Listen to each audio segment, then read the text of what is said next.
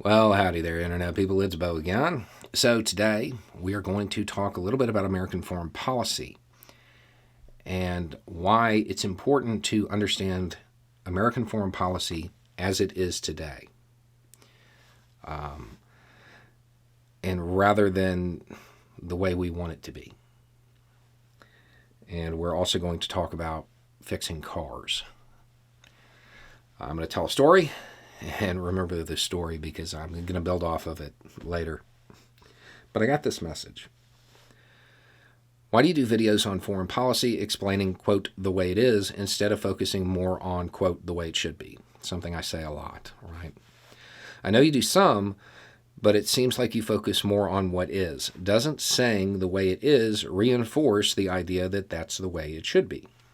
I sure hope not, because that is definitely not the intent. I disagree with like 95% of American foreign policy.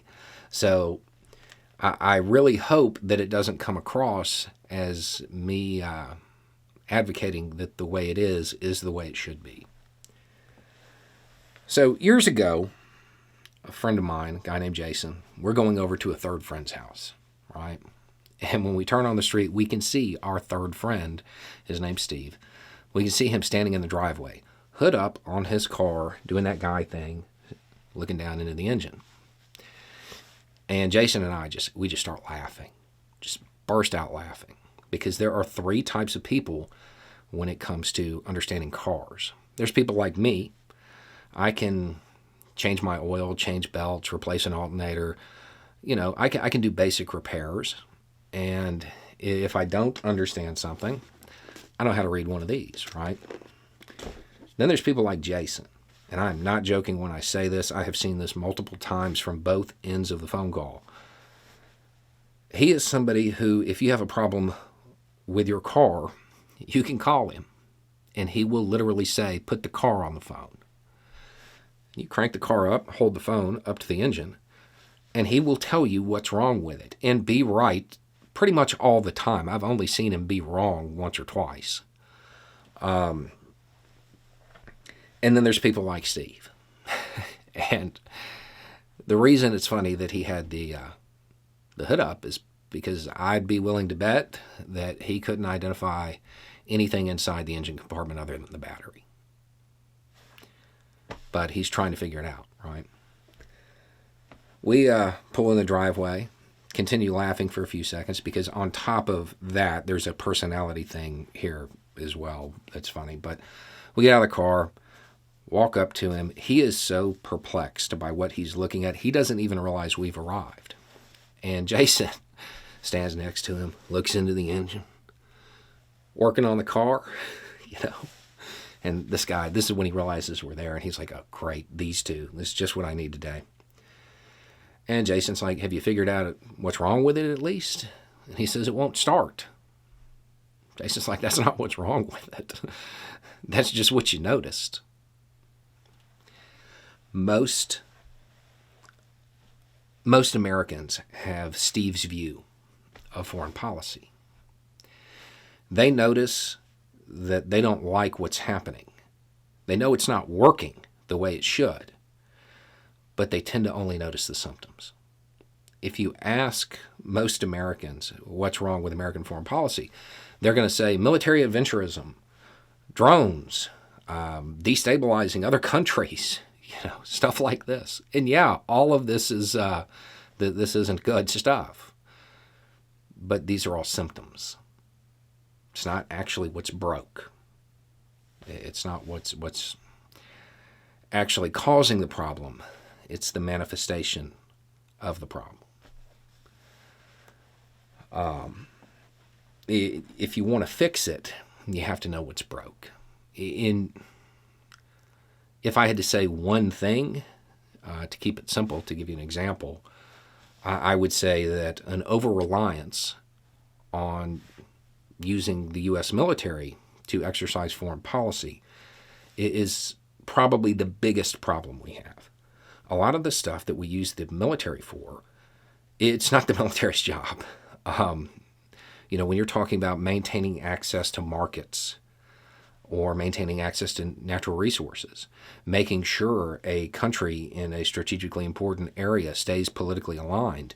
Stuff like this, these aren't really jobs for the military. In the system we exist in, most of this should be handled by State Department, or when it comes to economic concerns, should be handled by private business, again, in this system. The idea would be to be more competitive using this system, right? And those strong economic ties would then matter a little bit more. They would create friendlier relations. Therefore, we don't have to rely on the military as much. Now, again, that's the way it is. The way it should be, from my point of view, is that we should be moving to a much more cooperative system. However, if I was to start talking about that, it wouldn't even make sense. It would read like a lot of the foreign policy takes you find on Twitter. And if you don't know, if you ever want just a lesson in bad foreign policy takes, you can find a bunch of them there. There are a whole bunch of them that I look at and I just shake my head, because going back to the car analogy, the problem is the engine is out of the car, there are no tires on the car, and the presented solution is to fill the car with gas. They don't normally make sense. And this isn't limited to your average citizen.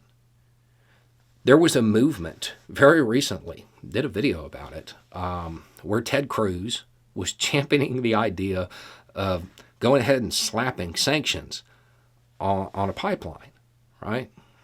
And it was a horrible idea because it reduced the diplomatic leverage that Biden used yesterday, I think, depends on when this video goes out, but very recently, to push back on Russia. Had those sanctions already been put in place, he wouldn't have had that leverage. It would already be expended. That is pretty typical of American foreign policy takes. They're based on the idea that we're going to back everything up with military force, so we can go ahead and just use all the other options up front just to show that we mean business and not get anything out of it. The U.S. has a whole bunch of tools when it comes to foreign policy. I have a video, I want to say it's called Foreign Policy Strip Malls or something like that, that kind of goes over some of them. When I talk about the way it is, I'm trying to give you one of these.